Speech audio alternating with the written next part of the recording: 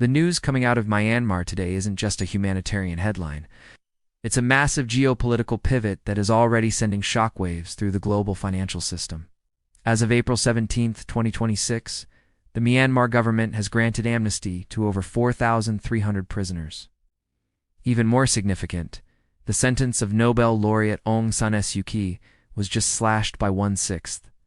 On the surface, it looks like a move toward social reconciliation following President Min Aung Hlaing's recent inauguration. But look at the markets. Asian indices are already up 3% across the board.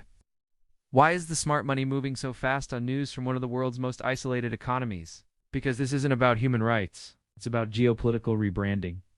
Myanmar is sitting on a goldmine of rare earth minerals and critical energy corridors that have been effectively frozen by international sanctions since 2021. By softening their stance and freeing high-profile figures like former President Win Myint, the regime is signaling to the world, and specifically to China and India, that they are open for business. This is a strategic risk premium reduction. Investors aren't buying into democracy. They are betting on the end of a stalemate. With the ongoing U.S.-Iran conflict driving global oil prices toward $100 a barrel, Southeast Asia's resources have suddenly become a matter of national security for the major powers. When a regime moves from pariah state to strategic partner, the capital flight reverses almost overnight.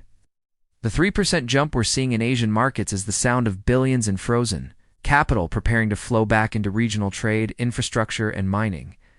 We are watching a masterclass in how political optics can be used to bypass economic blockades and reset a nation's credit score in real time.